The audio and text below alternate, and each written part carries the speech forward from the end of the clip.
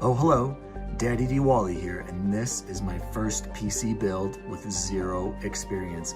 We have an AMD Ryzen 7800X 3D CPU on board, an NZXT B650E white motherboard. We have 32 gigabytes of Corsair Vengeance DDR5 RAM. It is being cooled by the NZXT Kraken 240 AIO. The GPU is a Zotac Gaming 4080 Super.